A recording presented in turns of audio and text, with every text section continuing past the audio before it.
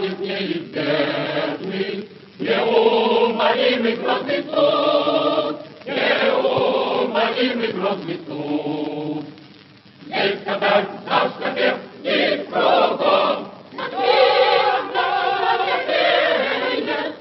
i niech nas liczbę gry, wielki grom. Nie wierzy Bóg, nie nadzieje, panowali i jarbardzieje, a nasza krońka nic na wnią, od kontra Polski czas na nią. Hola, Juanjo. Dígamelo. Don Juan José Saavedra. El mismo. ¿Dónde estamos? En la Fundación.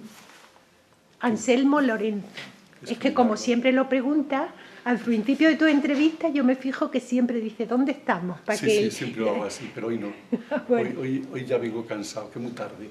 Y que van a presentar dos libros, ¿no? Los libros, el apoyo mutuo de la Rosa Negra y este otro sobre la Gran Revolución Francesa. Y los dos de... No, los dos son... Los dos son de distintos. Kropotkin, Sí, ¿no? Sí, sí, no. Uno es, sí, sí, los dos son del mismo autor. Y- Pero lo más importante para mí, bueno, no se pueden comparar, pero el apoyo mutuo siempre me fascinó. Porque no se pueden comprar, ¿por qué? No se pueden comparar, Vale. comparar.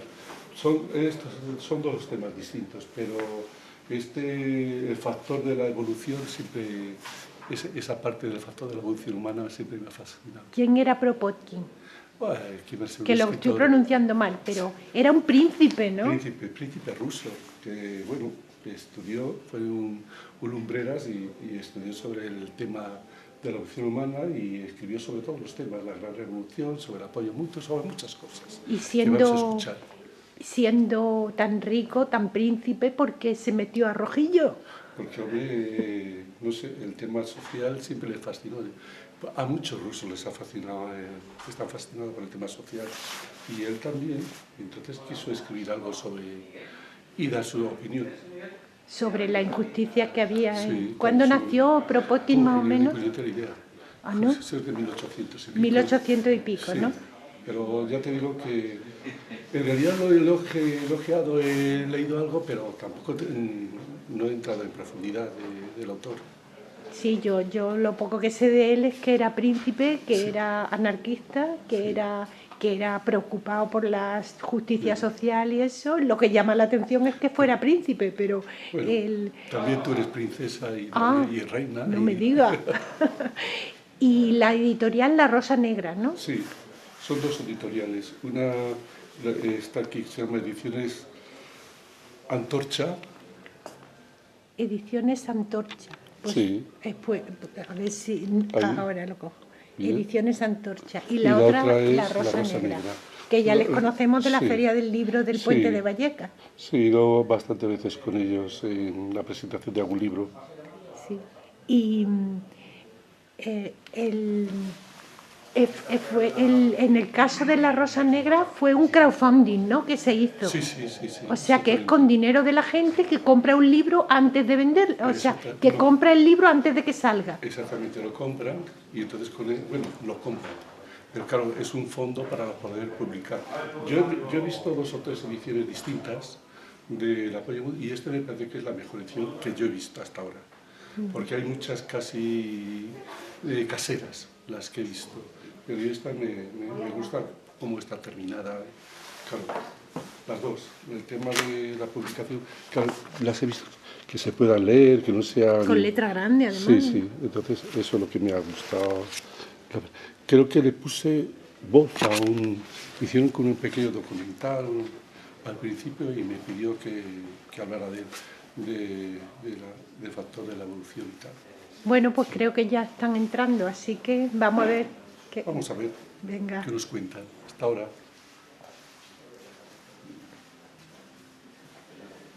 Buenas tardes. Pues vamos a empezar. Como habréis leído en la propaganda, se trata de presentar 2 libros: El apoyo mutuo y La Gran Revolución Francesa, ambos escritos por Piotr Kropotkin.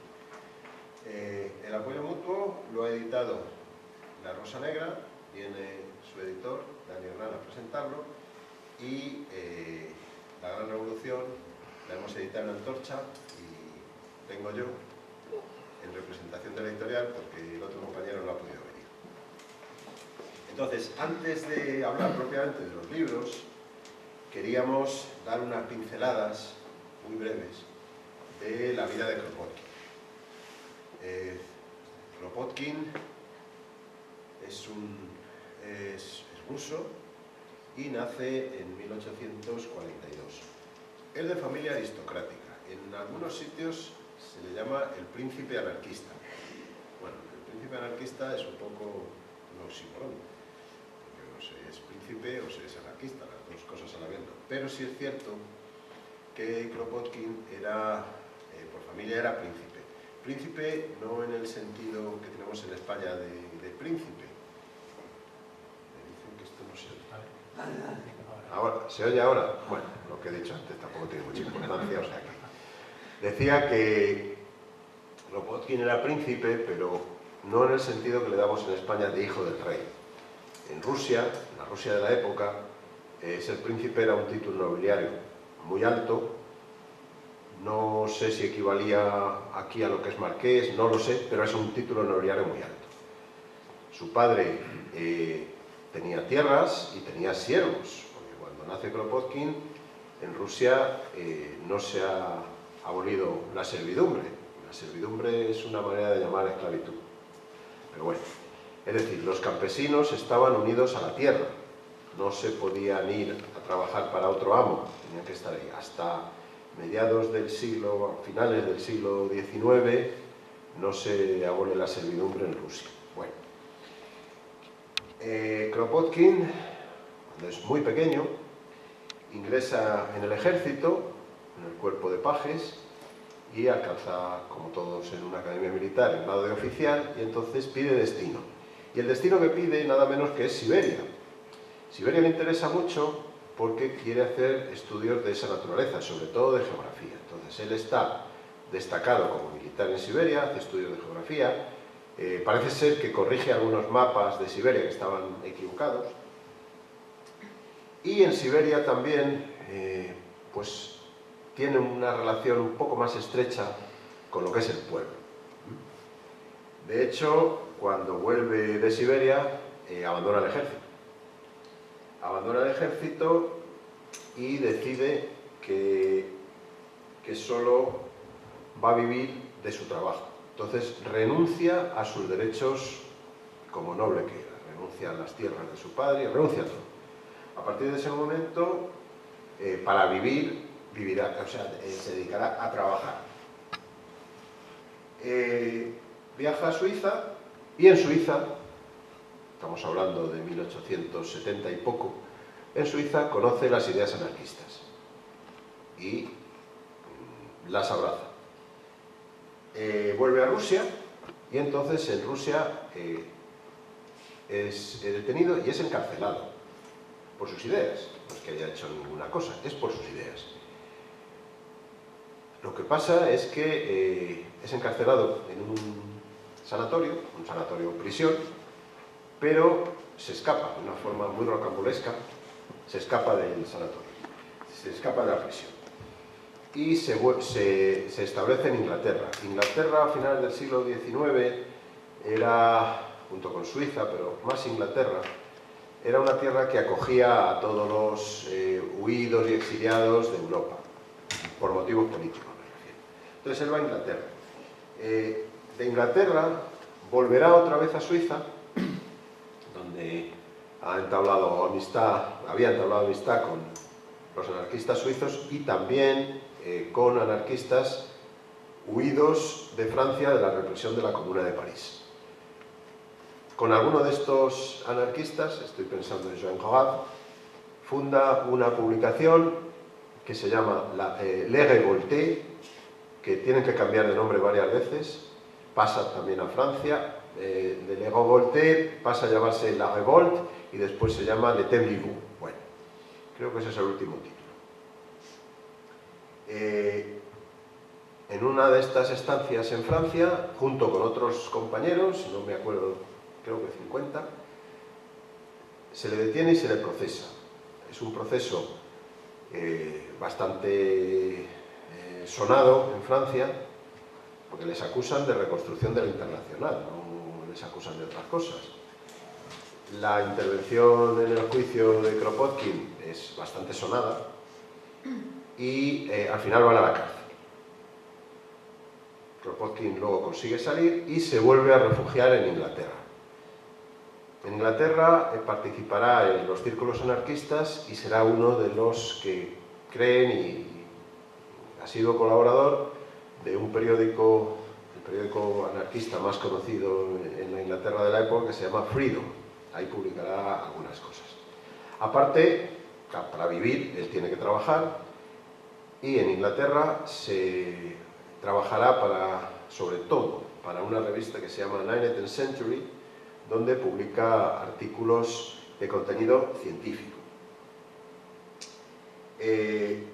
¿Volverá a Rusia? Sí.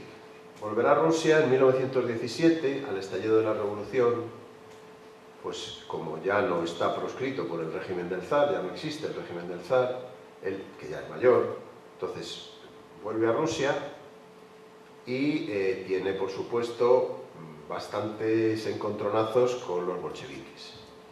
En Rusia morirá en 1921.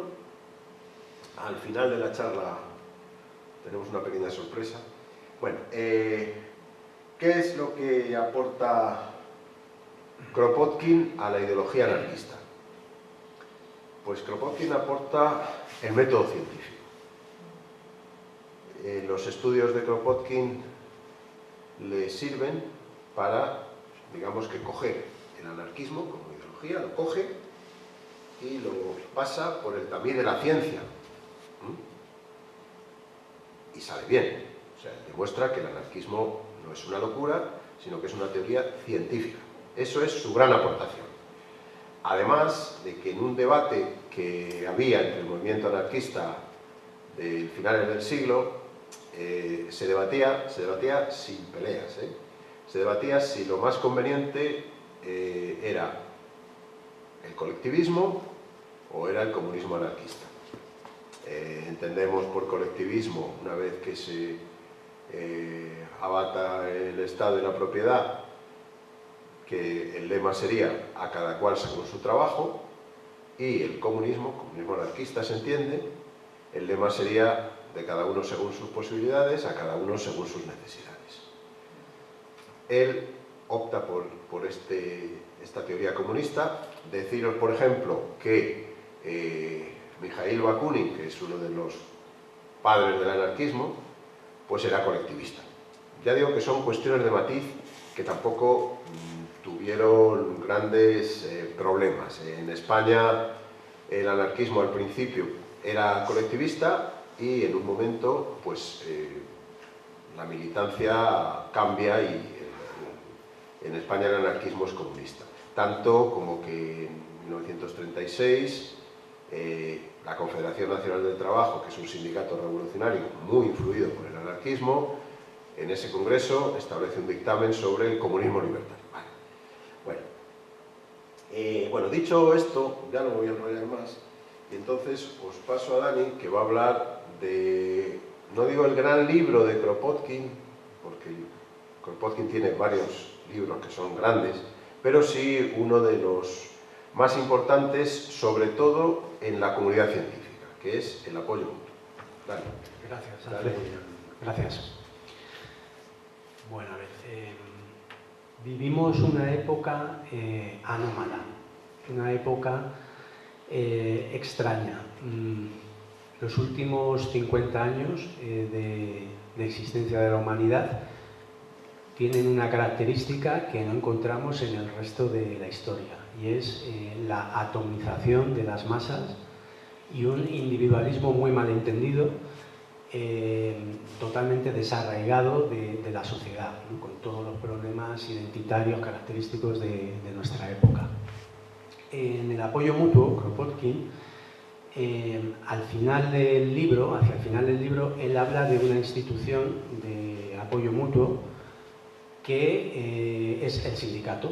El sindicato resiste todas las embestidas del Estado liberal durante la modernidad que ha ido destruyendo todas las instituciones de cooperación, de apoyo mutuo. Perdona, ¿te puedes separar un poquitín el micrófono? Sí. Ah, sí. ¿Se escucha mejor? Sí, sí. Vale. Pues todas esas instituciones son destruidas por el Estado liberal, ¿no? Que en el apoyo mutuo Kropotkin articula también una crítica al Estado liberal, aprovecha ahí también para hacerlo. Entonces, habla del sindicato, como digo, pero como uno de los últimos reductos que queda, ¿no? de apoyo mutuo. Fijaos ahora cómo estamos con los sindicatos, ¿no? o están domesticados o si son radicales están marginados. Esto es interesante porque aquello que hay en el ser humano que estudia desde un punto de vista científico, como decía Alfredo Kropotkin, que es el apoyo mutuo, que lo ha configurado a lo largo de la evolución, está como latente, está como escondido ahora en el ser humano, pero aún así emerge en algunos momentos críticos como danas, desastres naturales, aparece, ¿no? Nos llama la atención, lo vemos porque aparece, ¿no? Que aunque haya digamos, sido sepultado. Bueno, en el libro del apoyo mutuo, La Rosa Negra editado, ha aparecido ahora hace poco, en septiembre, y es el resultado de un crowdfunding. Un crowdfunding, una campaña colectiva que ha recaudado los fondos y ha podido editarlo. Está basada en la traducción de Luis Orsetti, que realizó para la edición rusa de 1921, y es una traducción pues, que ha sido corregida en todo lo posible, y la de 1921 recoge cambios y recoge anexos que introduce Kropotkin a la edición original inglesa, que es de 1902, y también sobre otra que es rusa, que creo que era de 1907. Entonces él incorpora algunos cambios que aparecen ya en la de 1921. Bueno, la idea de apoyo mutuo está muy presente en Kropotkin, pero tiene algunos antecedentes. Alguno inmediato, como por ejemplo la idea de cooperación, de apoyo mutuo del zoólogo ruso Kessler, que en 1880, y os leo un poco lo que escribe este zoólogo, este científico, dice que la lucha por la existencia está sobrevalorada y que los individuos de una especie, cuanto más se mantengan juntos, cuanto más se apoyen mutuamente entre ellos, mayores serán las posibilidades de sobrevivir y seguir avanzando. Todas las clases de animales, sobre todo las más elevadas, practican el apoyo mutuo. O sea, realmente son palabras que podría pronunciar Kropotkin. Un poco antes, bueno, está por supuesto el mismo Darwin. Darwin considera la cooperación como un ingrediente más en la evolución de las especies, pero con mucho menor impacto y, bueno, y no lo desarrolla como Kropotkin. Solamente lo menciona, por ejemplo, en El origen del hombre, creo que en el capítulo 3, en una obra de 1871, pasa por encima de este tema, pero lo considera. Y si nos vamos a Grecia, Aristóteles, que era un científico y un biólogo, pues en Historia de los animales él habla de unos delfines que él ha observado que cuando nadan algunos impulsan con el lomo a otros sobre el agua para que no se hundan. Son individuos enfermos o crías, y esto lo hacen para que no se hundan y puedan ser devorados por otros animales. Entonces Aristóteles dice que esto se debe a un principio de amistad que él reconoce en todas las especies. Así lo dice, ¿no? Está en todos los animales, en todas las especies encontramos ese principio de amistad. Bueno, hay un tema muy interesante en relación a Kropotkin que trata Jim McLaughlin en su libro Kropotkin y la tradición intelectual anarquista, que es por qué Kropotkin, siendo un científico de primer rango, que, como ha dicho Alfredo, asume el método científico inductivo y a partir de él, con estudios de casos, infiere pues, una serie de conclusiones. ¿Por qué un científico de esta altura no entra en la academia desde el principio? por qué no es aceptado por el establishment académico y, bueno, sí es leído fuera de la academia, muy leído entre los anarquistas y conocido, pero bueno, aunque él colabora con algunas sociedades científicas y también es amigo de Reclus, y Reclus está totalmente metido en la academia también, sus hermanos y tal, pero en general este tipo de ideas relacionadas con el apoyo mutuo y la cooperación no tienen incidencia en la academia, no penetran en la academia del siglo XIX. Bueno, es largo el tema, pero solamente comentar la razón principal, que hay varias, Darwin identifica varias, pero la razón principal es clarísima, el colonialismo inglés. Además, Kropotkin, como ha explicado Alfredo, tuvo un largo exilio en Inglaterra, no sé si 25 o 30 años, mucho tiempo, y toda su obra la produce, o la mayor parte, la más importante, la produce en Inglaterra. Entonces, claro, hablamos del colonialismo rapaz inglés que en ese momento está pues, asolando el planeta y extrayendo de las colonias pues, todo lo que puede. Evidentemente, un discurso como el de Kropotkin ahí no podía ser atractivo. Entonces, bueno, hay más razones, pero esta sería la principal.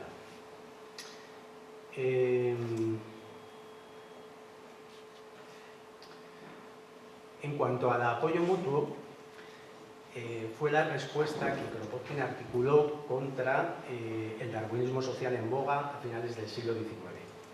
Que esta ideología, porque no es una interpretación pseudocientífica del concepto de Struggle for Life de Darwin, que denuncia en El origen de las especies, pues no es una teoría científica, es una interpretación pseudocientífica y ideológica de ese concepto.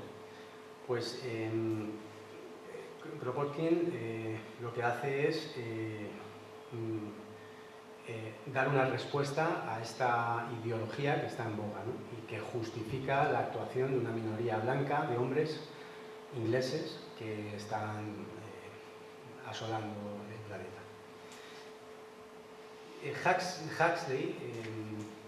Thomas Henry Huxley es el científico que va a defender con más fuerza el darwinismo a finales del siglo XIX. De 1870 hasta su muerte en 1896, va a dedicarse a expandir, va a ser reconocido internacionalmente como uno de los divulgadores del darwinismo. Pero él hace una interpretación tendenciosa, como decíamos, del concepto de Struggle for Life y con esa interpretación pues, crea lo que, bueno, se suma a, porque hay más científicos involucrados en esto, al darwinismo social. Entonces, el darwinismo social lo que va a hacer es tratar de naturalizar la injusticia social, básicamente, para dar un sustento científico a lo que están haciendo los grandes propietarios europeos, tanto en Europa como en las colonias. Bueno, Kropotkin desmonta de manera brillante en el libro esta falacia y expone ejemplos de cooperación entre distintas especies animales, desde escarabajos peloteros, hormigas, abejas, grullas, papagayos, lobos, leones, roedores, monos, etc. Es decir, utiliza el método científico para hacer esto. Muchos de estos datos él los recoge en Siberia, en el tiempo que está en Siberia, cuando en su juventud, y luego los utilizará, ¿no? Muchos años después. El autor expone ilustraciones de ayuda mutua entre los denominados salvajes y bárbaros, que es la nomenclatura desfasada, decimonónica que en ese momento se emplea, bosquimanos, hotentotes, australianos, papúes, esquimales, aleutas, bárbaros como buriatos, cabillos, y analiza la tribu, el clan, la familia extensa, la comuna aldeana, la familia nuclear, el gremio, la ciudad medieval libre. Es un trabajo extenso de etología, de biología, de sociología, de antropología, de geografía también. Entonces, para comprender la idea fundamental del apoyo mutuo es necesario detenerse en ese concepto, lucha por la existencia. En el proceso de selección natural, la lucha por la existencia debe ser entendida en un sentido amplio. no solamente incluye la competencia, cosa que no niega Kropotkin, también incluye la ayuda mutua, que es una estrategia de evolución, de perpetuación de las especies, pero también de mejoramiento de las especies. O sea, no solamente sobreviven mediante el apoyo mutuo, sino que evolucionan en un sentido superior, ¿no? Progresan. Esto se puede comprobar en que las estrategias cooperativas se encuentran altamente elaboradas entre las especies superiores, como por ejemplo los simios o los mamíferos.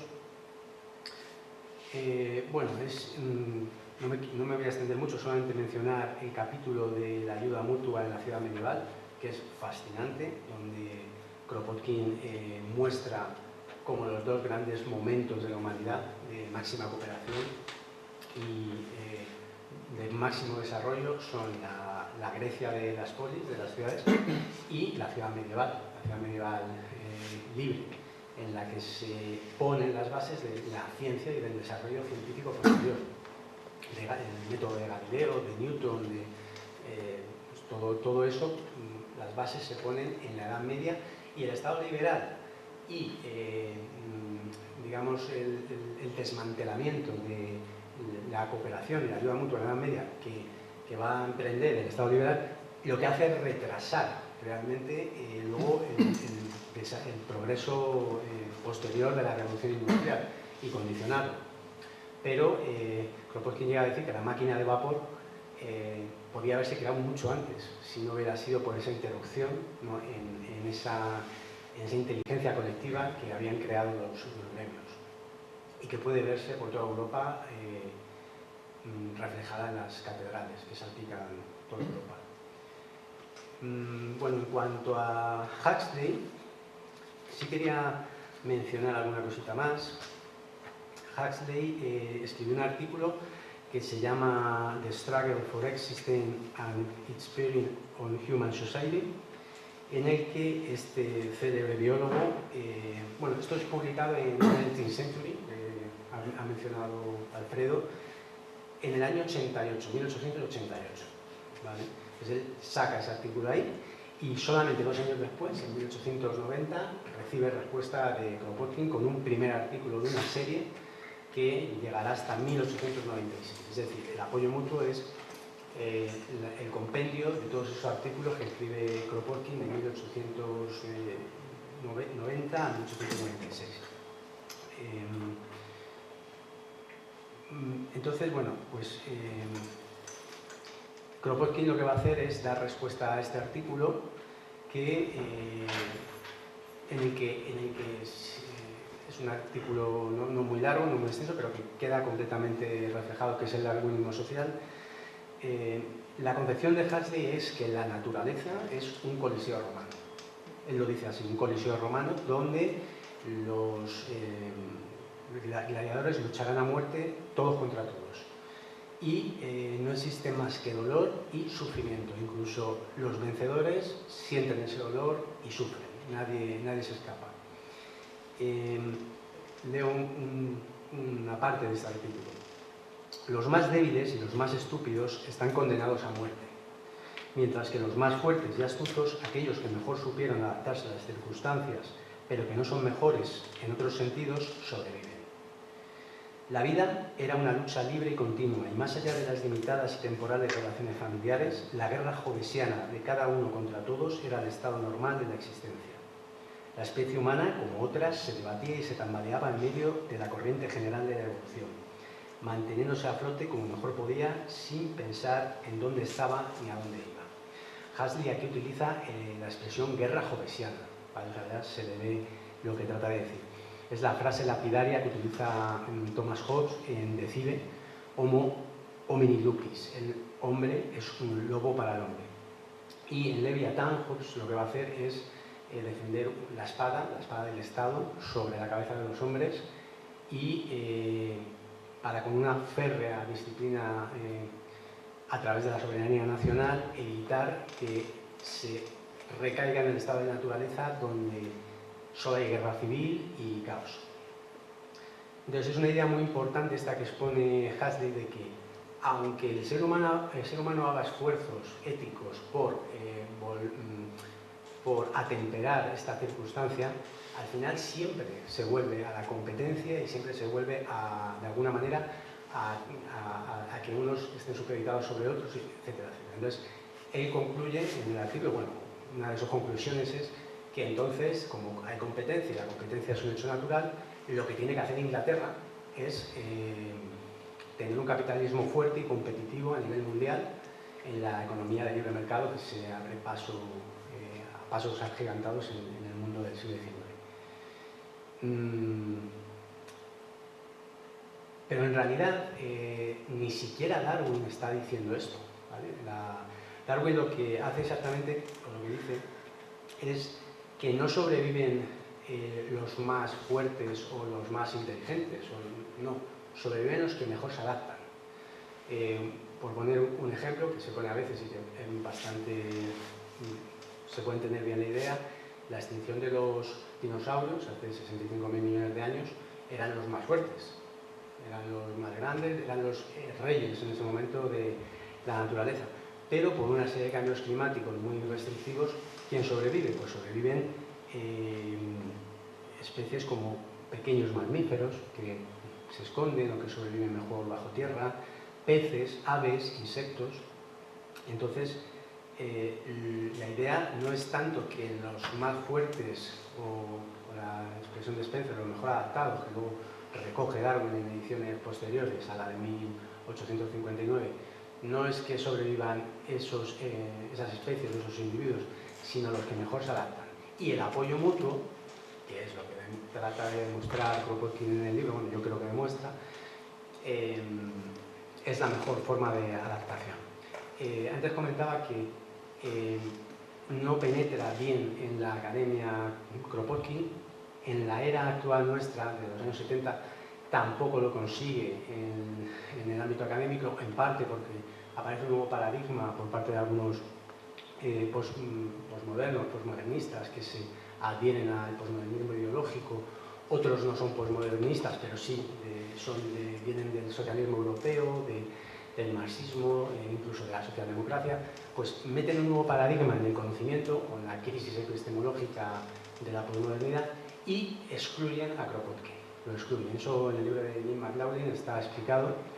Le excluyen y queda pues como una anécdota a pie de página, una nota a pie de página, ¿no? Pero tiene que pasar todavía más tiempo, incluso finales de los 90 y ya en años muy recientes, para que aparezcan estudios serios donde se trata la idea de apoyo mutuo.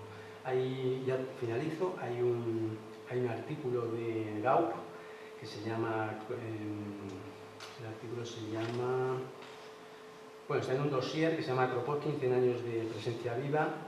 El artículo no lo veo, pero bueno, trata sobre la inserción de Kropotkin en la ciencia y dice, en la última década, dice Gaup, o sea, hace nada, es fácil encontrar multitud de estudios académicos dispersos en diversas disciplinas que apuntan hacia la principal tesis de Pierre Kropotkin en el apoyo mutuo, la prevalencia y utilidad del apoyo mutuo en la vida animal y humana.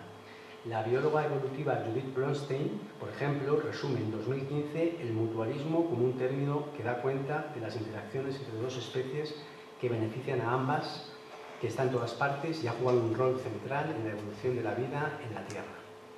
El economista Samuel Bowles, junto al especialista en la ciencia del comportamiento Herbert Hinkins, examinaron en 2011 los patrones de cooperación humana a partir de la evidencia disponible en sociobiología, genética, primatología, arqueología y teoría de juegos. Concluyeron que la solidaridad define a la especie humana, pues coopera no solo por razones interesadas, sino también por la preocupación genuina en el bienestar de los otros, en intentar sostener normas sociales y en el propio valor intrínseco del comportamiento ético. Y otro ejemplo, en el campo de la neuropsicología, el profesor Richard Davidson ha tratado de demostrar cómo las prácticas cooperativas son innatas en los humanos y además generan emociones que mejoran la salud mental, como la ternura o la compasión.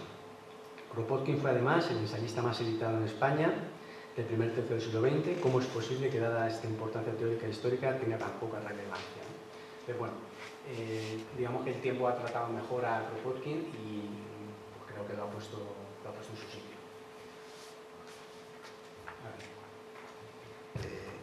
Antes de empezar a presentar el libro, quería apostillar una cosa de las que ha dicho Dani. Efectivamente, la Academia en el Reino Unido nunca le aceptó, pero sí es cierto que en este momento, y no sé desde cuándo, en la sede de la Real Sociedad Geográfica Británica hay un cuadro al óleo, un retrato de Kropotkin, que está en un sitio preeminente.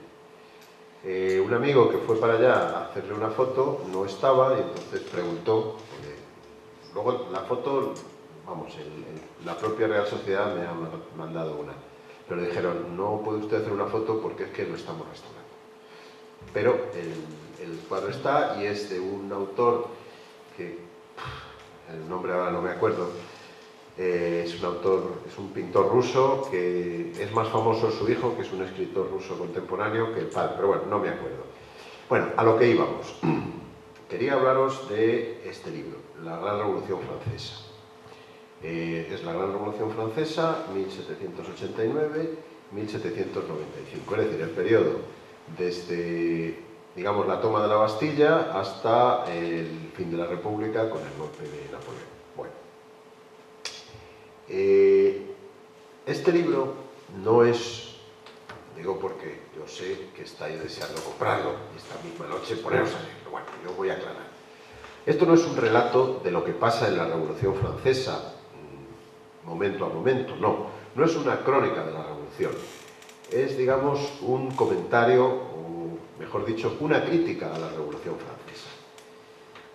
La Revolución Francesa se debe al surgimiento de la burguesía como clase social y lo que hace es romper con el antiguo régimen. El antiguo régimen que era un sistema en el que había una nobleza que mandaba y hacía la guerra, un clero que rezaba y también mandaba lo suyo, y un pueblo que lo único que hacía era trabajar sin ningún tipo de derechos. Bien. Ese antiguo régimen es lo que la Revolución Francesa destruye. Y realmente el antiguo régimen en Francia, a pesar de que volvió la monarquía, incluso dos imperios, el antiguo régimen no existió ya nunca más, ni existe ahora. Bueno. Como digo, es una crítica. Kropotkin escribe esta historia de la Revolución Francesa desde el punto de vista del pueblo. Es decir, el protagonista de la Revolución para Kropotkin es el pueblo. Y lo que hace es que critica a esos personajes conocidos porque frenan las ansias revolucionarias del pueblo. Esto es este libro y no voy a hablar mucho más de él, ya se trata de que lo leáis. El libro lo escribió en 1909, lo escribe, como tantas otras cosas, en Londres. La edición que hemos hecho nosotros no está ilustrada, pero en la cubierta hemos puesto un dibujo de un pintor checo que se llamaba František Kupka. Es más conocido como pintor que como dibujante, pero la edición de la Revolución Francesa que hizo en España Francisco Ferrer, porque Francisco Ferrer se gastaba el dinero en crear una escuela, la Escuela Moderna, y en editar libros. Entonces él hizo una edición preciosa, pensando en los niños, que está llena de ilustraciones. Hay fotografías y hay dibujos de Kupka. Entonces nosotros hemos escogido un dibujo, el que pensamos que refleja el contenido del libro, y lo hemos publicado. Bien, de este libro, ya digo, no voy a hablar más, pero sí quiero hablar de otros libros de Kropotkin. Kropotkin es un personaje que escribe muchas cosas y de materias diferentes. Por ejemplo, él escribe un libro que se llama La ciencia moderna y el anarquismo, que, como su nombre indica, lo que está hablando es de la ciencia moderna en ese momento, hablamos de finales del siglo XIX, y del anarquismo, lo que decía antes de que pasa el anarquismo por el tamiz de la ciencia. Es un libro muy cortito. Luego tiene tres obras que yo creo que se continúan la una a la otra. Una se llama Palabras de un rebelde, que es una recopilación de artículos que hace su gran amigo y geógrafo Eliseo Reclus cuando Kropotkin está en la cárcel en Francia. Él hace una recopilación de los artículos artículos largos, sesudos, que él ha publicado en el periódico este que hacían en Suiza, Le Revolte, el rebelde. Entonces, por eso a esa antología le llama Palabra del rebelde. Es una síntesis del anarquismo visto contemplando diversas facetas, muy interesante. Otro libro se llamó La conquista del pan, que también es una recopilación de artículos suyos en diferentes publicaciones. Este libro, La conquista del pan, deciros que en España, Kropotkin fue muy editado y muy leído. El libro La conquista del pan es lo que ahora llamaríamos un bestseller. Un bestseller en un país como España, que a finales del siglo XIX tenía una población analfabeta enorme. Pero los grupos anarquistas difundían esto, incluso leían los capítulos en público para la gente que no sabía leer, pues que escuchara. Y otro libro, más o menos en la misma línea, se llama Campos, Fábricas y Talleres, y es un estudio económico de cómo está la sociedad del momento y, sobre todo, cómo esa sociedad se podía transformar abatiendo el capitalismo en una sociedad de libres e iguales. Aparte de esos libros que son evidentemente, digamos, políticos, su gran libro científico es El apoyo mutuo, que Dani ya nos ha hablado de él, por cierto, muy bien. Pero no acaba ahí la cosa. Tiene un estudio histórico, que es la Gran Revolución Francesa, pero también tiene sus memorias que una editorial, por supuesto una editorial comercial, una editorial libertaria británica, le encargó. Le dijo, mira, nosotros te pagamos un dinero si escribes tus memorias. Y las escribió, y son muy amenas. Están editadas también en castellano y se pueden conseguir igual que en los otros libros que os he hablado. Pero es que también Kropotkin tiene un estudio de la literatura rusa. Lo hizo también en Inglaterra. Claro, el estudio acaba en su época, que es finales del 19. Ese libro también se ha traducido a muchos idiomas, entre ellos el castellano, y hay una edición reciente que se puede conseguir. Es muy, muy interesante. O sea, ahí demuestra Kropotkin que la literatura no le era ajena. Igual que no le era ajena la música, aunque de música no escribió nada. Interpretaba al piano cuando podía, pero no escribió nada. Y luego su última obra, que no la pudo terminar porque le sobrevino la muerte, tenemos aquí un ejemplar, porque lo hemos editado también nosotros, se llama Ética, origen y evolución de la moral. Pero solo pudo escribir la mitad, es decir, la historia de la ética. La segunda parte, que sería la propuesta de una ética para un mundo nuevo, no la pudo escribir. Eso sí, dejó escritos muchos documentos y dijo que si alguien iba a escribir algo sobre el particular, pues que le permitieran consultar sus documentos.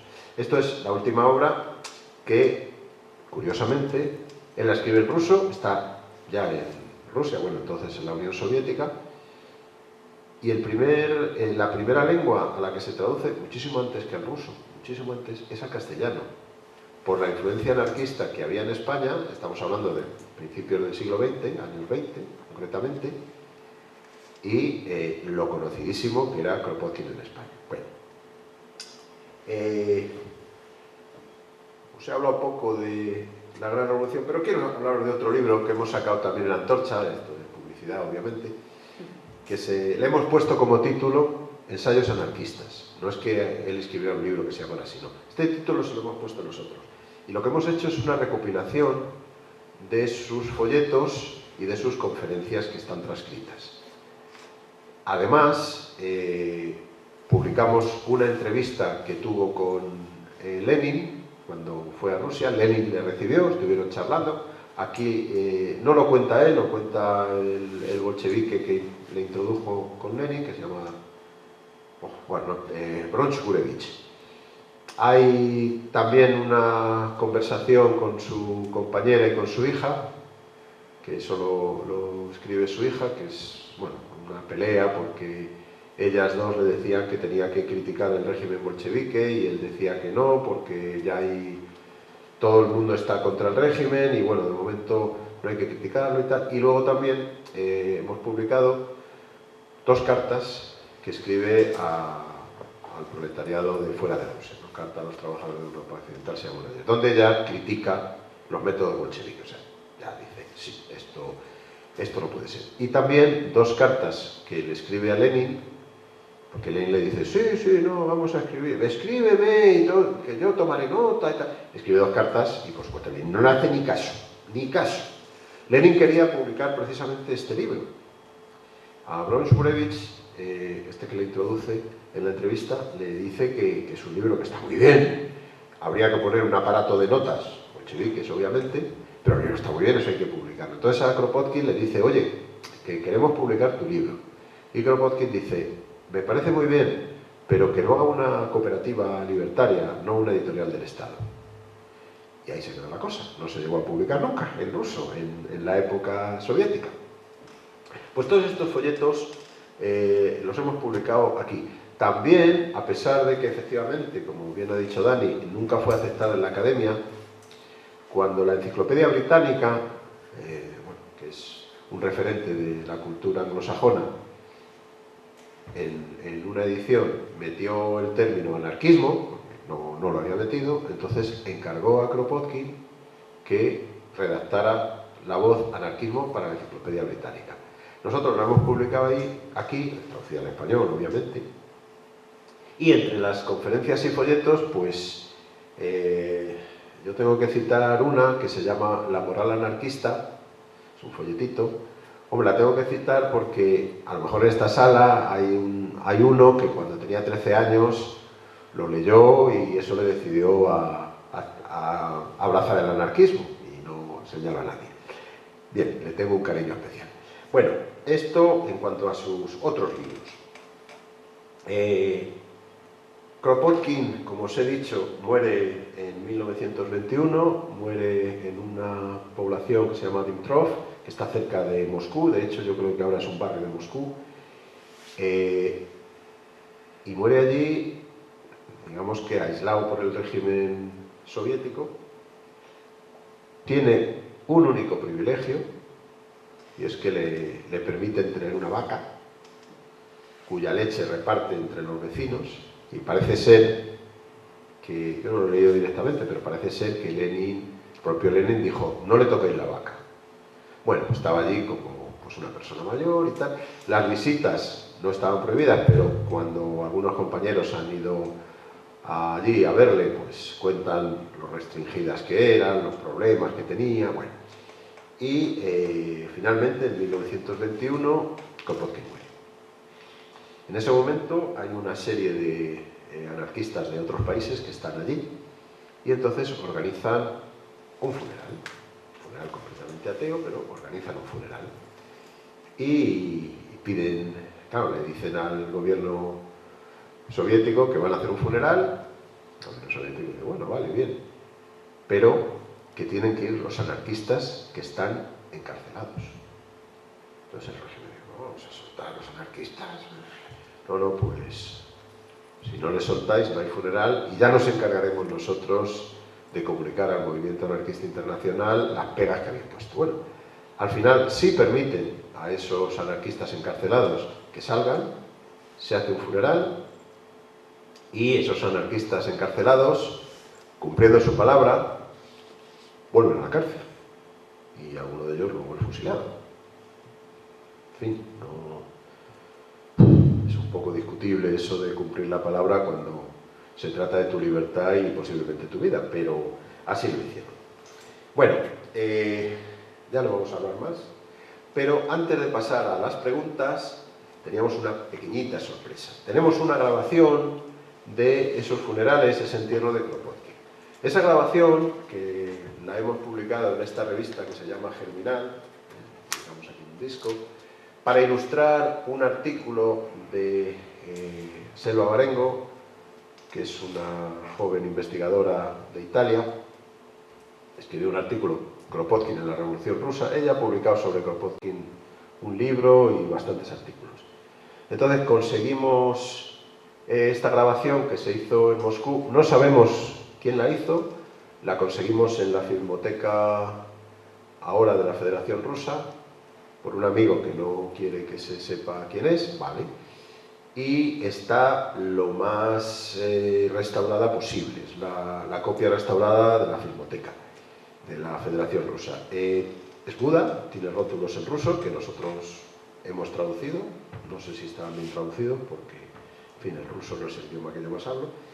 Y le hemos puesto música. Hemos procurado poner bien música que se interpretó en su entierro por testimonios escritos y sobre todo pues la música que a mí personalmente más me gustaría haber metido, que es la internacional. No la hemos puesto por respetar la memoria de Kropotkin porque no le gustaba nada. Entonces, como a él no le gustaba, pues no la vamos a poner. En su entierro no se puso. Entonces, os cuento un poco deprisa las músicas que vais a oír. En primer lugar, mientras se ven los preparativos del entierro en el pueblo de Dimitrov, va a sonar Varsovianka, en castellano la conocemos como la varsoviana a las barricadas o Marcha Triunfal. Es una canción muy utilizada en las revoluciones rusas, la del 5 también, muy utilizada en los países eslavos. Es una canción que escribió, parece ser que en la cárcel, en 1883, el polaco Václav Sviecki, que era un revolucionario polaco que estaba encarcelado, y entonces ahí escribió esta canción, cuya música la tomó de otra composición, parece ser que de la Marcha de los Zuavos, algo desconocido, bueno, es así. Después, en las escenas que transportan el féretro desde Dimitrov al tren, el tren a Moscú, hemos utilizado una canción desconocida en España, que se llama La Bandera Roja. Es una canción francesa, de Drapeau Rouge, escrita por Paul Bruce en 1887, y es una canción que traducida al ruso se cantó mucho en las revoluciones rusas, en la del 5 y en la del 17. Después, las escenas que hay por Moscú, hemos puesto una marcha fúnebre, que es una marcha fúnebre basada en la célebre marcha de Chopin, que se utilizó en la época, se utilizó mucho. Y para finalizar, las escenas ya de lo que es el entierro en el cementerio, donde veréis que hablan representantes de bastantes tendencias políticas, al poco menos el bolchevique, que todos estaban en la cárcel.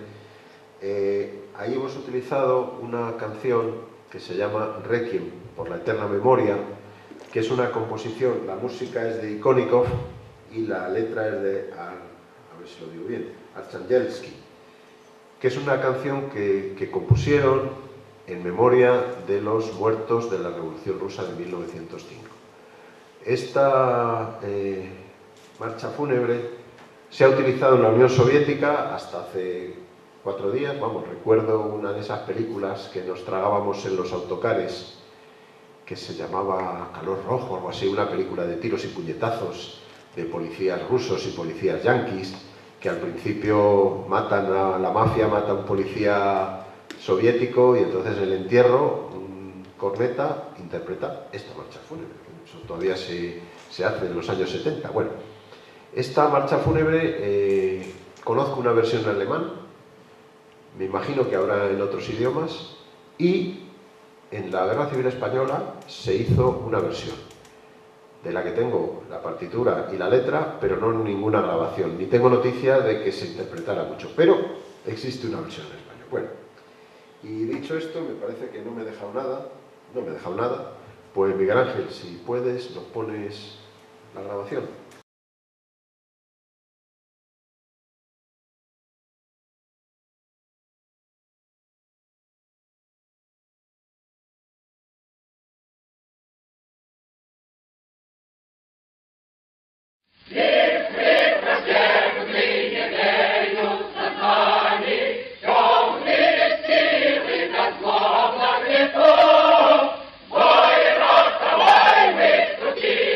Stratani,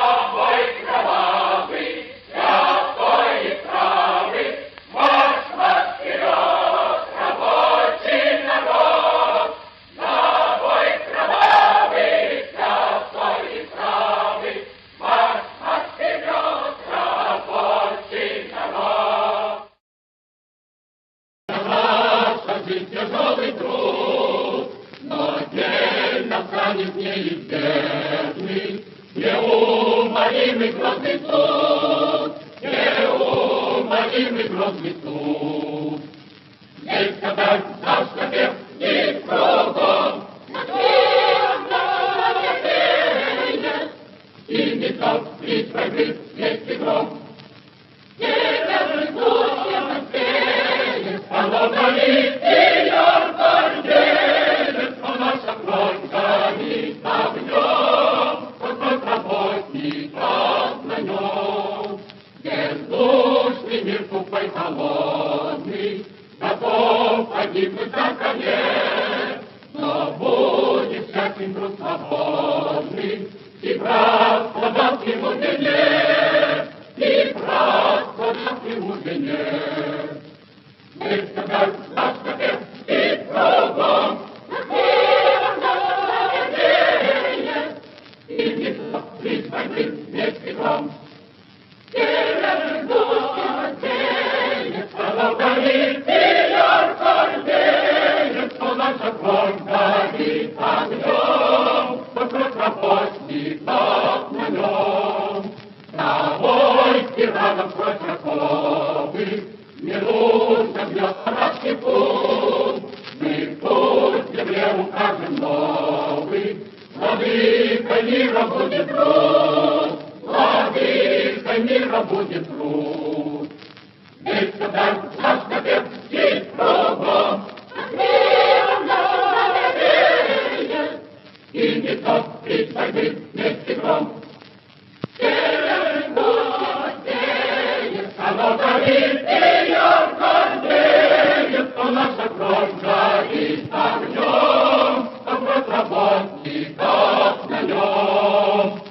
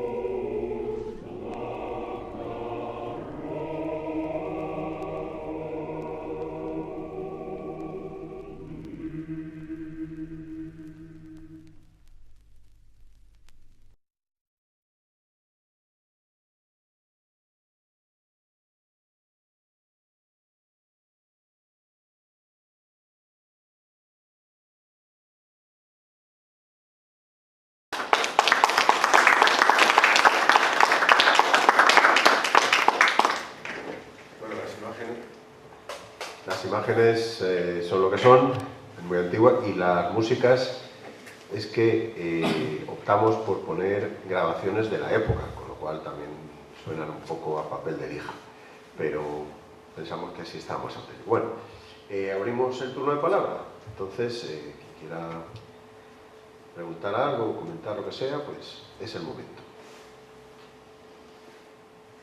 Saber. ¿Qué aporta esta edición a las otras que se han hecho anteriores? Bueno, Qué buena pregunta. muy buena pregunta. A ver, en primer lugar, creo que era importante que una editorial anarquista editara este libro en España. Antorcha ha editado mucho de Kropotkin, pero bueno, pues el apoyo mutuo me ha tocado a mí, pero estoy seguro de que si no, pues lo hubiera editado Antorcha, porque yo creo que era imprescindible que una editorial anarquista, militante, editara este libro. Por otro lado, se ha intentado que el precio sea el mínimo posible dentro de las posibilidades de una editorial que no acepta subvenciones, ni de la Comunidad de Madrid, ni del Estado, ni de la Unión Europea. Entonces es un precio lo más bajo posible dentro de esa posibilidad, ¿no? Y yo creo que, luego por último, también hay una corrección, sería digamos, la tercera razón, pero la que más peso tiene, pues hay una corrección de la traducción de Luis Orsetti, que yo creo que mejora un poco lo que se ha hecho anteriormente. Es que yo he visto otras ediciones y entonces eran terribles en la forma de la presentación, la lectura y la traducción, y lo he creado y por eso te preguntaba, que veo que hay una aportación. Y la siguiente pregunta es, ¿por qué has cogido esta edición y no has hecho otro libro distinto? ¿Otro de Kropotkin? Sí, coger otro de su obra y solo coger esta. Yo creo que es por lo que comentaba Alfredo. O sea, yo creo que toda la obra de Kropotkin es interesante, toca además distintos asuntos, pero creo que este libro es el libro en el que se unen ciencia y anarquismo, y yo creo que el anarquismo más brillante es el anarquismo por el que apuesta Kropotkin. Desde mi punto de vista supera el mutualismo de Proudhon y supera el colectivismo de Bakunin, y mete al anarquismo en una vía nueva y demostrando que la cooperación no es una ideología de un grupo político, sino que está en el corazón de la naturaleza. Creo que eso es muy importante y creo que es el que mejor lo hace, claro. Pues es un libro muy amplio, porque es un libro que no está, yo considero que no está escrito para anarquistas, o sea, realmente lo puede leer cualquier persona y cualquier grupo que renuncie al verticalismo estatalista y tenga unas formas organizativas horizontales, puede aprovechar muchas cosas de este libro. Pues gracias. Sí, de nada.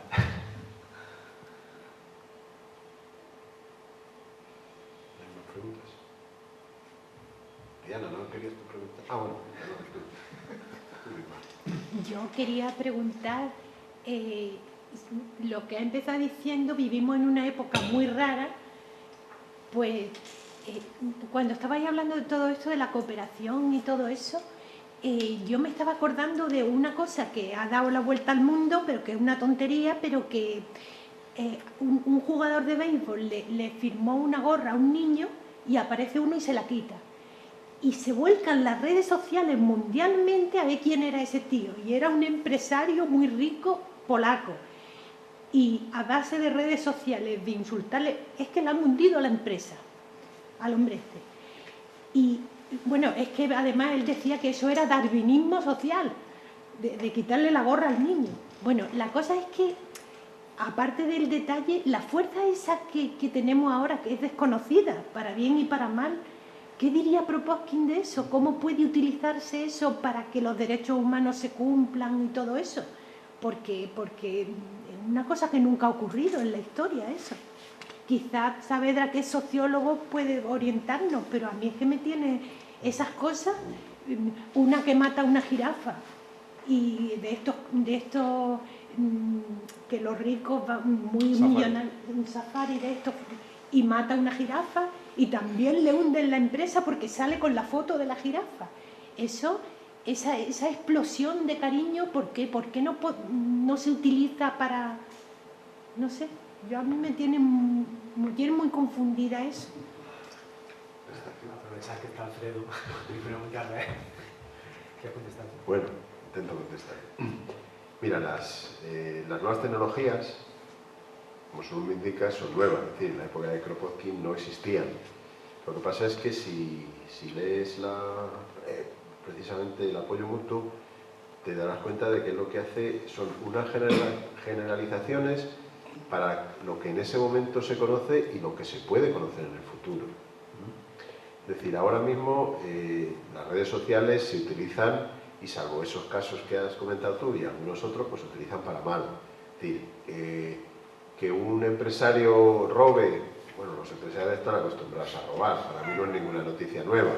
Que otro empresario mate, pues también están acostumbrados a matar, por el beneficio son capaces de cualquier cosa. Claro, la característica nueva es que utilizando las nuevas tecnologías, pues parece ser que bueno, pues se les han hundido las empresas. Pero eso es el detalle o la excepción que confirma la regla. Estamos viendo todos los días que las nuevas tecnologías no se utilizan para el bien, se utilizan para el mal. ¿Por qué? Pues que están controladas, acaparadas por los dos grandes enemigos de la humanidad, según Kropotkin y según nosotros, que son el capitalismo y el Estado. Es decir, ¿qué pasaría si esas nuevas tecnologías no estuvieran controladas por esos poderes? Pues podría ser magnífico.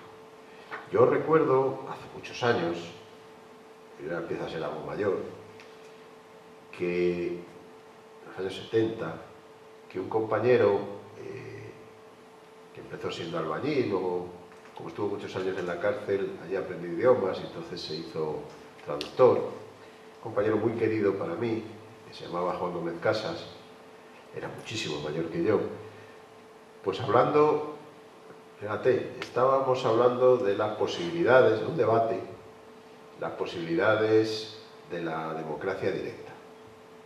Y entonces él, que ya digo, pues un albañil reconvertido en traductor, cultura autodidacta, pues dijo, la autogestión se puede dar.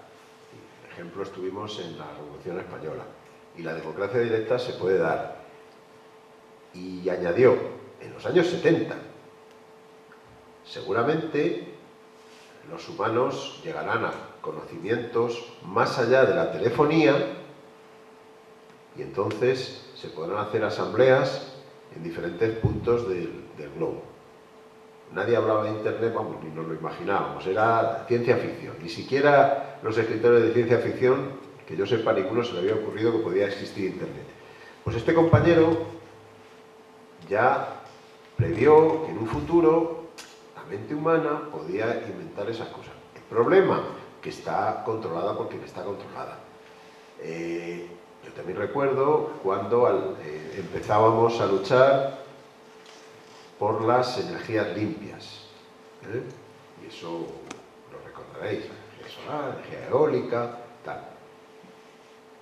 Bueno, esas energías están muy bien. ¿Cuál es el problema hoy, 2025? Que están controladas por las mismas empresas que controlan las energías fósiles y las energías nucleares. Es decir, están controladas por el capitalismo. Entonces, el problema es ese, que controla esas tecnologías es el capitalismo.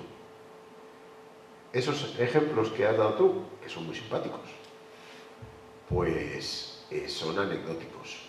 Es decir, yo veo nuevas tecnologías, o sea, pienso en nuevas tecnologías y lo que me viene a la mente son drones y cosas peores. Porque están controladas por quien está controlada y para lo que están controladas. Y al capitalismo y al Estado, la muerte de sus semejantes les importa un pito.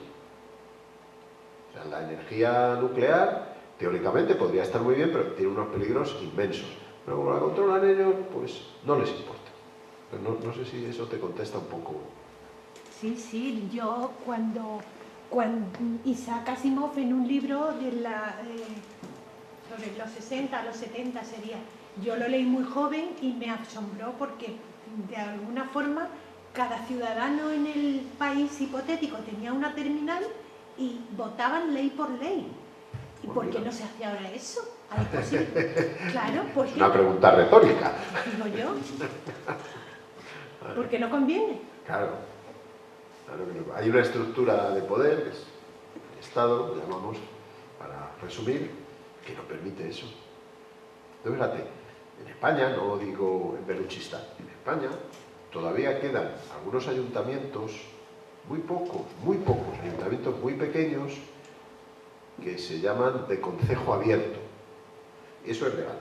Concejo abierto es que los plenos municipales no se dan o sea, se pueden dar en la sede municipal o en la plaza, depende del frío que haga, pero que en esos plenos municipales no participan solo los concejales, no, participa todo el pueblo. Y las leyes las vota todo el pueblo. Se llama concejo abierto, es una vieja tradición medieval y llega hasta nuestros días, pero está muy aislado. Imagínate si ahora, con los medios que tenemos a nuestro alcance, el Ayuntamiento de Madrid, por ejemplo, que es el más poblado de España, pues utilizáramos esos medios para entenderlos, sin los concejales. Pues habría gente que temblaría un poco.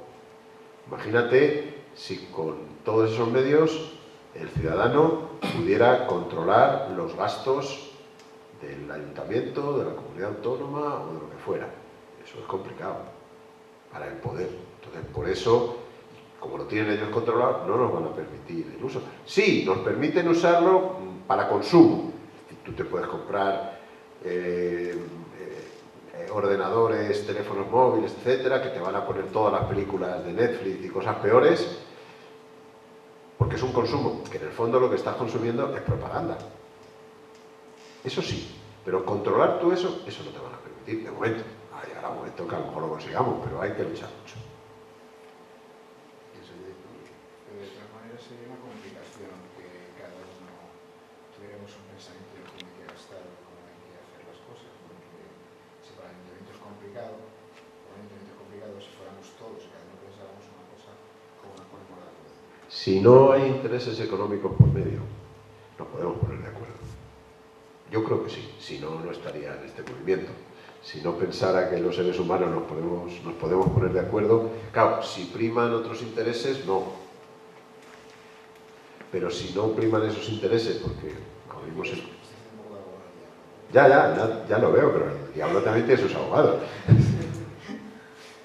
No, pero es eso, o sea, yo sí que creo, a pesar de que tú me podrías decir, joder, Peralta, que no discutes tú en las asambleas y te encabronas. Claro que sí, pero nos podemos poner de acuerdo.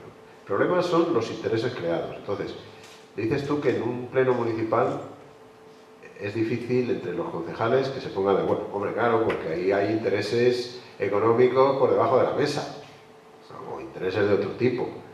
Claro, ahí no se van a poner de acuerdo hasta que se reparten las comisiones. Pero en el momento que todos esos intereses económicos y de otro tipo desaparecen, lo podemos entender perfectamente. De hecho, hay sociedades grandes que se entienden perfectamente, sin necesidad de que la comisión gestora o como se llame decida. Vamos, ahora mismo, porque estamos en un local de esa organización, se me ocurre la CNT. En la CNT se vota y además las cosas se deciden por mayoría. Por ejemplo, en la Federación Anarquista Ibérica, que es en la que yo estoy hace mucho tiempo, las decisiones las tomamos por unanimidad, que es más complejo, pero en la CNT se toman por mayoría y no existen esos problemas de navajazos y tal. Cuesta, claro que cuesta, pero se consigue.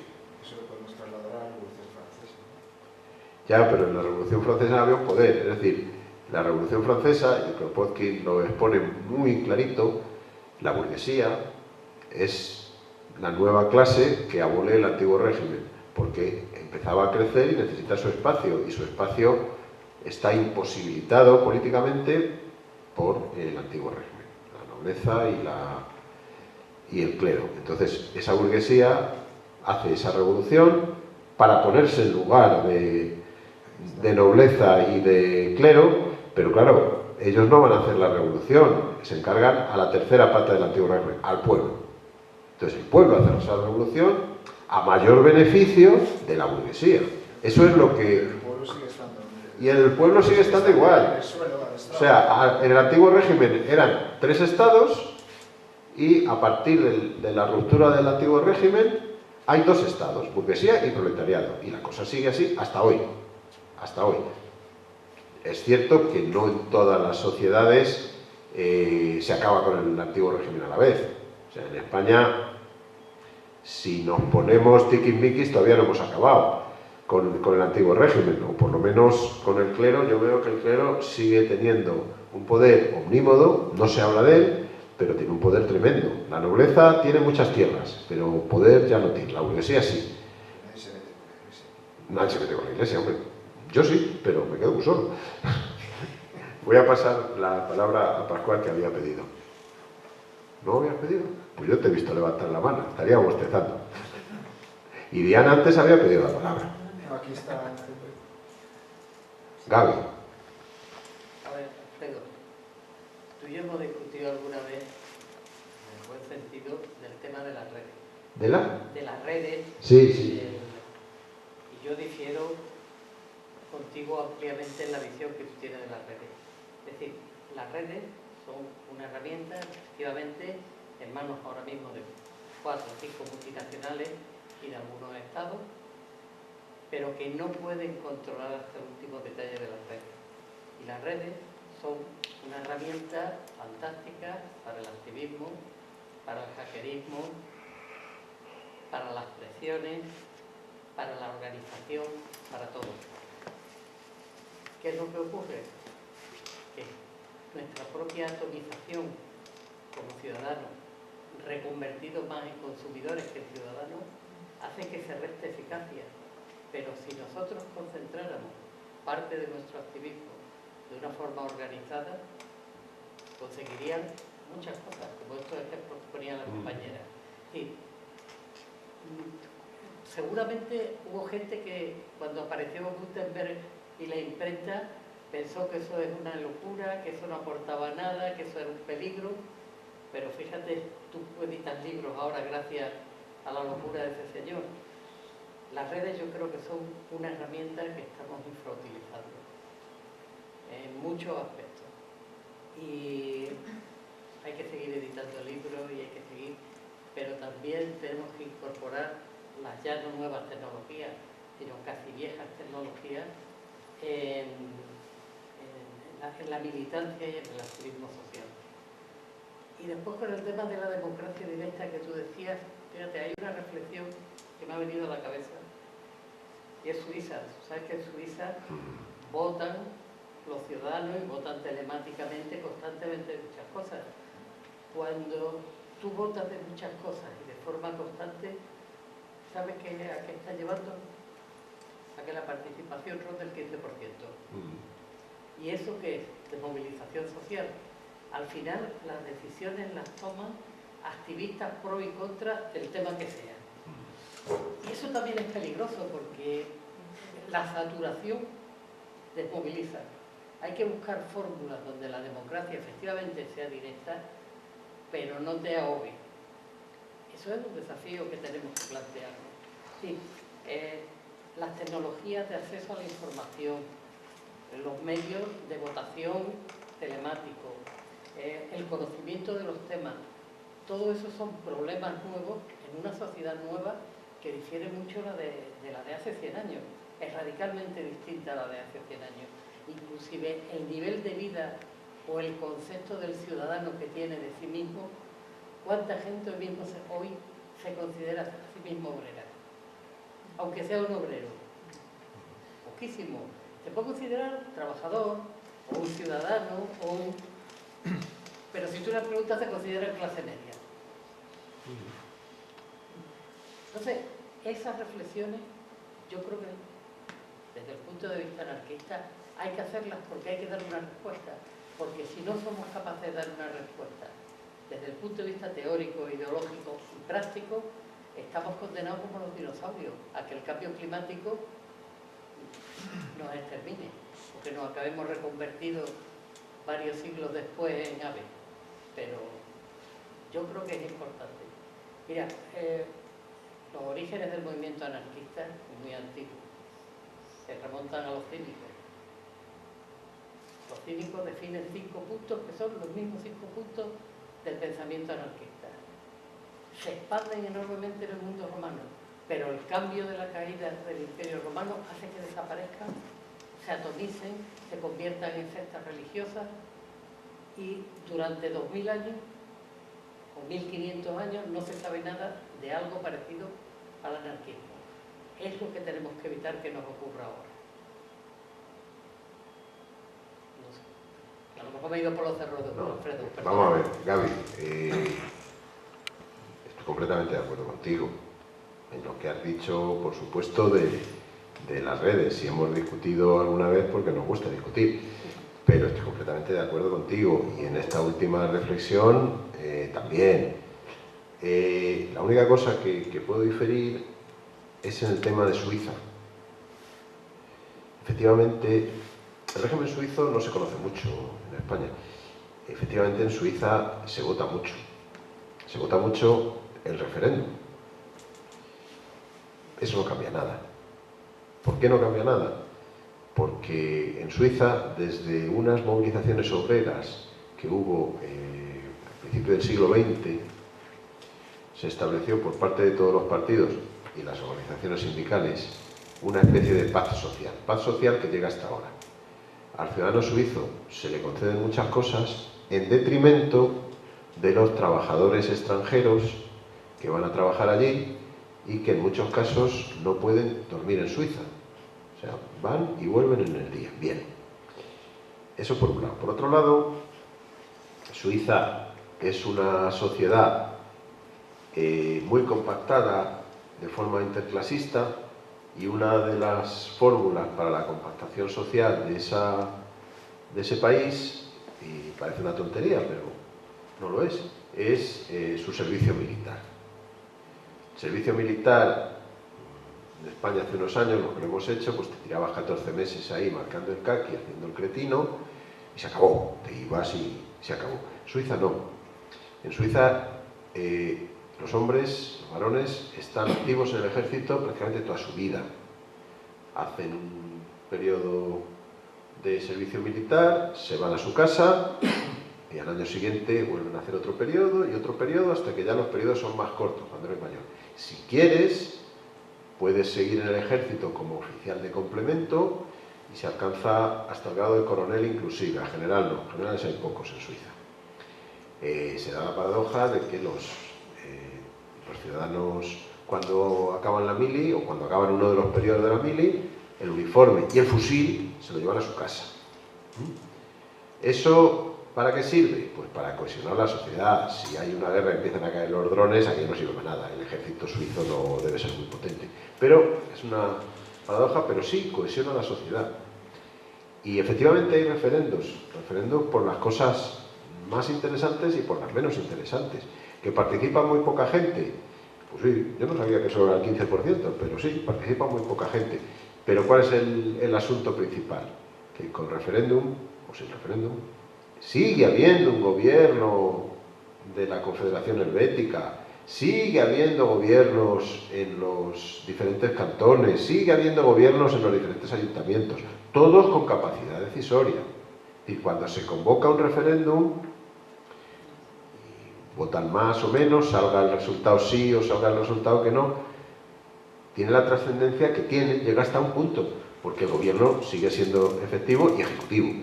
Por ejemplo, es un caso que me llamó mucho la atención, me contó una compañera de allí. Hubo una serie de activistas que propusieron un referéndum para que el gobierno creara una especie de almacenes donde quien quisiera no era obligatorio. Quien quisiera el fusil de la mili lo dejara ahí en los periodos en que no está en el servicio militar. Quien quisiera, que no, pues lo mantenía en casa. Entonces se hizo un referéndum. Bueno, pues se puede hacer. Y el referéndum fue abrumadoramente, la población dijo que de eso nada. El fusil en casa está muy bien. Con lo cual, este grupo de activistas pues se quedó chafado. Pero claro, ¿a qué se debe esto? Pues a que el país está cohesionado para el mal. Es decir, se lo tienen muy creído. Son privilegiados porque el trabajo duro, el trabajo sucio, lo hacen los extranjeros. Y luego porque ese país, aunque tiene empresas farmacéuticas que facturan mucho, empresas tecnológicas que facturan mucho, realmente la fuente de ingresos son la banca, los bancos. Y los bancos guardan el dinero de todos los capitalistas golfos de todo el mundo. Es decir, Suiza nunca será invadida por ningún país porque tiene un ejército magnífico. No, no, Suiza no será invadida por ningún país porque todos los capitalistas de todos los países tienen el dinero en suizo. Y el ciudadano suizo es un privilegiado. Entonces, es un ejemplo que a mí no me vale porque sigue habiendo gobierno. Luego, si me dices que, por ejemplo, en ese referéndum, pues donde mayoritariamente, si no casi el 100% de los votos dijeron que no, fue en la Suiza de habla alemana. Y donde hubo un poquito de gente que votó que sí, fue en la Suiza de habla italiana. Y en la Suiza de habla francesa fue mayoritario el decir que no, pero no como en la Suiza de habla alemana, ¿no?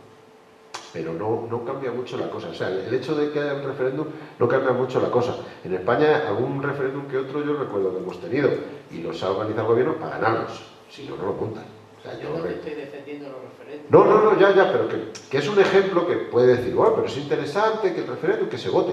No, lo de que se vote solo es interesante si el voto directo sustituye al poder ejecutivo de una serie de personas. Es decir, aquí en España, ya digo, ha habido algún referéndum, yo recuerdo el de la OTAN, que sabíamos perfectamente que el gobierno lo convocaba para ganar el sí a la OTAN, si no, no lo convocan. Tenían sus pactos, sus cosas, en fin. Cuando ese mismo gobierno, esos políticos, habían dicho un tiempo anterior que de OTAN de entrada no. Bueno, pues luego fue de entrada sí, y ahí estamos. Es decir, cuando existe un poder ejecutivo, es decir, un poder, un Estado, el que permitan referéndums es una cosa anecdótica que no va a ningún lado. O sea, en Suiza he contado ese caso porque es curioso que lo que planteaban no era que todos los fusiles estuvieran en un almacén o que se quitaran los fusiles, que se quitara el servicio militar. No, una cosa muy sencillita, que el Estado tenga unos almacenes. Yo no quiero un fusil en casa por si mi hijo de 7 años lo dispara. No, lo tenemos ahí, porque tenía el fusil y la munición, ojo. Cuando se convocan esos referéndums, tienen truco, tienen trampa. Lo que no se convoca desde hace más de 100 años en Suiza es una huelga, ni general ni parcial. Los sindicatos están tan integrados en el sistema como en España, lo mismito, y por supuesto los trabajadores extranjeros no se pueden afiliar a los sindicatos. Solo hay, que yo sepa, dos estados en el mundo donde no permiten afiliarse a los sindicatos a los ciudadanos extranjeros. Uno es Suiza y otro es Andorra. Bueno, los dos guardando el dinero de los demás. En Abu Dhabi no sé si se pueden afiliar, pero es que creo que no hay sindicatos. Puede que no haya sindicatos. Bueno, ¿alguna cosa más? Tampoco hay que quitarle... Bueno, Carlos. No, yo quería preguntarle a Dani si lo de la apoyo mutuo, o sea, los animales es todos los animales. Bueno, porque dentro de los animales también hay egoísmo, ¿no? Hay mucho egoísta. Sí, no, claro. Ese tema lo trata también, porque habla de algunas especies que en algún momento han tenido un comportamiento gregario, pero la acción del hombre en el mundo y la devastación que suele hacer a través de la agricultura y otras cuestiones urbanísticas y tal, hace que algunos de esos animales que antes tenían un comportamiento gregario empiecen a tener un comportamiento más individual. Ese tema lo trata. Pero de todas formas, Kropotkin no dice que no haya comportamientos egoístas y competitivos en la naturaleza, los hay. lo que dice es que aquellas especies que practican el apoyo mutuo tienen más probabilidades de supervivencia y de progreso. Entonces, él pone muchos ejemplos, desde insectos hasta monos, ave, pasando por muchas especies, y el ser humano también. Entonces se encuentra que aquellos animales que dejan de, por ejemplo, practicar el apoyo mutuo, me parece que menciona los orangutanes y algunas otras especies de simios que han quedado, que antes tenían un comportamiento más gregario, empiezan a quedarse aislados, los gorilas, tal, entonces tienden más a la extinción, ¿no? Y me pone algunos ejemplos más. Entonces, bueno... Es que dentro de los simios es verdad que entre una misma colonia sí tiene ese apoyo, pero también van a otras colonias y se los cargan. Sí, claro. Claro, pero es la misma especie. Sí, pero es como el ejemplo, creo que pone también el ejemplo de las leonas y los búfalos. Si en la naturaleza de las leonas está en su naturaleza cazar búfalos y van a cazarlos, pero la estrategia que adoptan las leonas si quieren cazar a uno de esos búfalos es el apoyo mutuo. Unas leonas atacan por un lado, engañan a los búfalos, mientras que otras atacan ya por el sitio definitivo. Es una estrategia clarísima de apoyo mutuo. Los búfalos también practican el apoyo mutuo. Hacen un círculo y dejan en medio a las crías, a los enfermos, a los ancianos, a los ejemplares más vulnerables, ¿no? Entonces hay una estrategia de apoyo mutuo. Luego hay estrategias de apoyo mutuo entre especies también. Entonces no es que, claro, el otro día hablando con alguien me decía, pero bueno, si eso fuera así, pues entonces en la naturaleza no existiría, bueno, es una forma de no haber entendido, pero sí que hay esa, forma parte de la naturaleza, ¿no? Pero en las épocas en las que el ser humano practica el apoyo mutuo, vivimos en una época totalmente atomizada y anómala. Nunca había pasado esto. Desde hace los años 70 a esta parte, nuestro comportamiento es anómalo, enfermizo, con unos problemas identitarios que nunca habían existido. No es que ahora el tema identitario esté resuelto, se problematiza los temas identitarios a todos los niveles, pero no se resuelven, no están resueltos. Entonces, vivimos en una época en la que ese individualismo mal entendido pues crea estas anomalías, ¿no? Pero el apoyo mutuo sigue latiendo ahí de fondo, ¿no? Que es lo que decía al principio, porque está en nuestra naturaleza. Hemos llegado a ser lo que somos así, es decir, no se dan los individuos forman parte de un grupo. El individuo, la libertad del individuo se forma en el grupo. Es la idea que hay que entender. No sé si tú cómo lo ves, Alfredo. Yo te apoyo una idea en el tema de la psiquiatría y en el tema de las depresiones. Siempre que casi toda la ciencia trabaja más, va en un tema social. En la medida que se crean grupos y se cuentan sus historias y comparten, se sale del problema. En la medida que está individualizado y con medicamentos aislados, se sabe dónde se termina el suicidio, es el fin. Pero siempre que está en sociedad, se salva de hecho, curan, como quieras.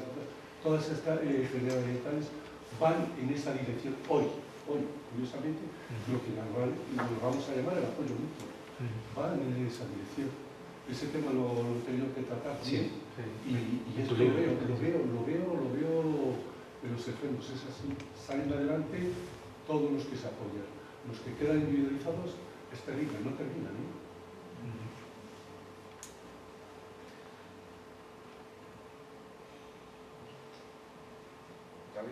Solamente una referencia sobre Kropotkin y sobre la parte científica de Kropotkin. Kropotkin tuvo como parte de la aristocracia, una formación excelente para la época, tanto en música, como decía, que tocaba, como en ciencias, como en lengua, como en literatura, fundamentalmente de influencia francesa y alemana. Sabéis que la aristocracia rusa desde Catalina era muy germanófila en cuanto a formación cultural. Él era oficial de artillería cuando lo destina cuando tiene destino en Siberia, y en Siberia desarrolla las bases de lo que después es la etología. La etología es la ciencia del comportamiento de los animales, y este año, a primeros de año, me parece que en un Congreso Internacional de Biología, monográficamente se le ha dedicado un homenaje como fundador o uno de los fundadores de la ciencia y como uno de los grandes científicos biólogos del siglo XIX. Quiero remarcar que no solo era un ideólogo, no solo era un revolucionario, sino que también era un hombre de ciencia, pero en los niveles más altos del siglo XIX.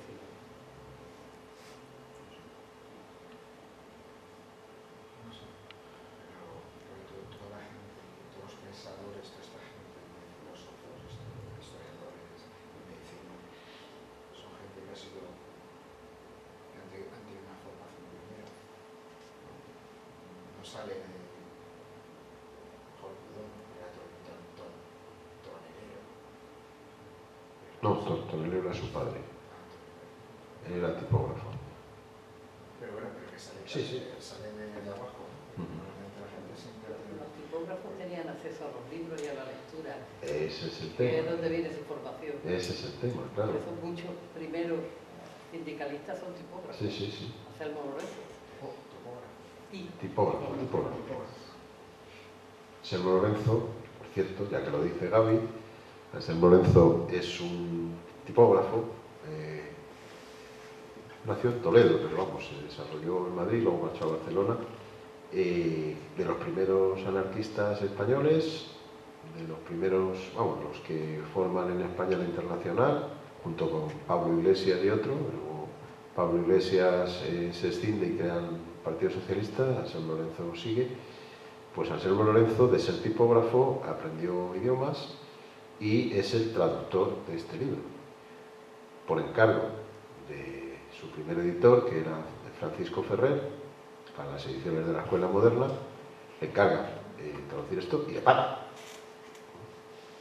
Igual que le encarga traducir los 6 volúmenes de Liceo Reclus, que se llama El hombre y la tierra, que la traducción es suya, y a ver si le paga. Vamos a ver, esto es un trabajo y lo tendría que pagar. Aprovecho para decir que para esa versión en español de El hombre y la tierra la traduce Anselmo Lorenzo, pero claro, Anselmo Lorenzo es un tipógrafo, es autodidacta, tiene muchos conocimientos, pero Ferrer considera que alguien la tiene que revisar y entonces se la encarga a un hombre injustamente olvidado por la ciencia española, injustísimamente olvidado, que se llama Odón de Buen. Odón de Buen no era precisamente anarquista, era un republicano muy avanzado, puede que fuera masón. Es el creador en España de la oceanografía y ese sí que la academia no ha querido saber nada con él. Fue catedrático en la Universidad de Barcelona, en fin, lo que llamaban entonces un sabio, que colaboró como tanta gente con Ferrer porque consideraban que lo que hacía Ferrer era impulsar la educación popular. Bueno, esto no sé qué diablos venían, aunque los tipógrafos adquirían... Pero eso era antes, porque yo me hice tipógrafo y no creáis que por eso sé más. Pero sí, además Gaby lo ha comentado, o sea, Kropotkin, como tantos que luego han sido ideólogos, tuvo una educación exquisita.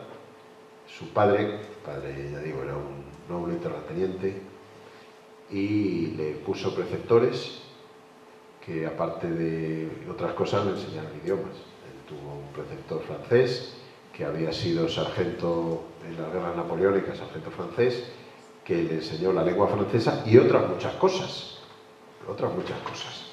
Entonces, no todo el mundo tenía ese privilegio, pero algunos, como Kropotkin, lo aprovecharon. El caso de Proudhon es muy curioso porque él es un hombre muy dotado, porque también es autodidacta, pero recibe una beca en Besançon, en Francia, por un trabajo que escribe cuando es muy joven, y es un trabajo muy brillante, y luego pues si conocéis la obra de Proudhon, es un hombre muy brillante. Bueno, hay gente que dice que es difícil de leer, es posible. Yo os invito, por cierto, vamos a hacer propaganda de nuestros libros. Yo os invito a que leáis un libro que hemos hecho en Antorcha, la mitad del tamaño, son libros de bolsillo, que es una introducción a las ideas de Proudhon. Hemos cogido extractos de sus obras, entonces es fácil de leer, ¿eh? Y luego, en breve, espero que muy breve, Ediciones La Rosa Negra va a publicar el libro más conocido de Proudhon, del que creo que ya no hay ejemplares hace muchos años, que se llama ¿Qué es la propiedad? Es un libro muy interesante, bueno, pues a lo mejor es un poquito denso, pero joder, no todo va a ser tebeos de Mortadelo y Filemón, habrá que ejercitar la mente, ¿no?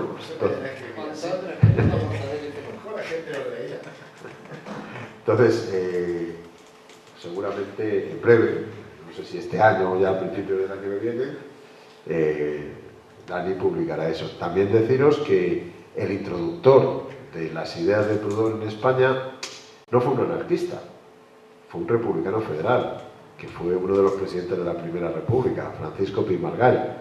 Aunque es cierto que los últimos escritos de Pi Margall pues están muy cercanos, pero vamos, cercanísimos al anarquismo. A lo mejor si hubiera habido unos cuantos años más ya pasa de lo anterior y abraza el anarquismo del todo. Pero vamos, él introduce a Proudhon en España, lo traduce, y no sé si la edición que vas a hacer es la traducción de... Pero bueno, eso ya en próximos capítulos.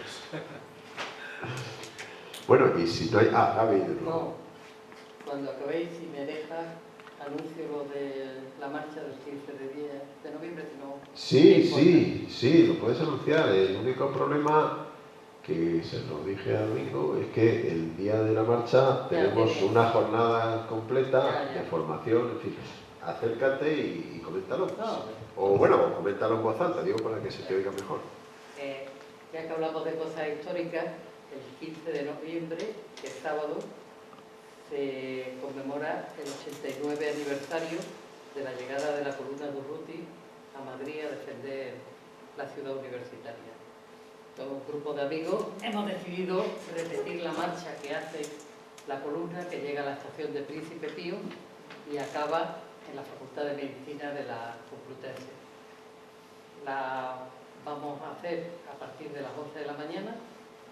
Se han puesto en contacto también con nosotros algunos coros que quieren cantar. Vamos a hacer una serie de paradas donde vamos a repasar hechos históricos en el Templo de Devos, que era el cuartel de la montaña, en el Paseo Pintor Rosales, donde se ve el frente de batalla de todo lo que era la zona donde entra el ejército franquista por el Manzanares, en la estatua de Concepción Arenal, aunque no era una mujer anarquista, introduce muchas ideas de reforma social y de feminismo en España.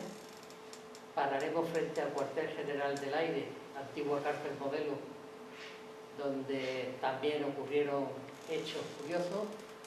Haremos un alto en la calle de la Viña, donde es el hilo de muerte de Urruti, y terminaremos en la explanada frente a la Facultad de Medicina, donde terminaremos el evento.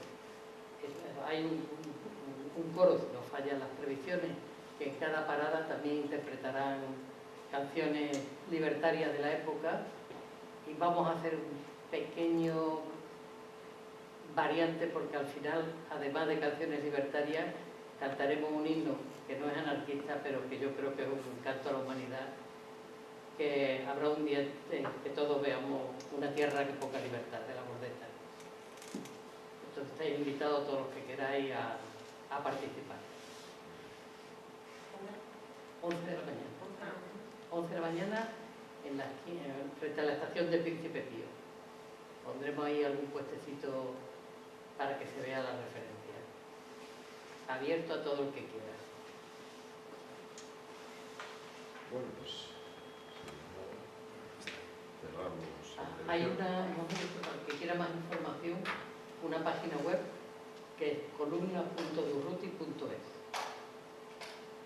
Ahí tenéis el trayecto, un poco de la historia de cada sitio, las ideas que tenemos y las aportaciones que queráis hacer. Y el que quiera colaborar en la organización está invitado. Bueno, pues damos por terminada la presentación y agradeciendo vuestra asistencia y vuestra participación.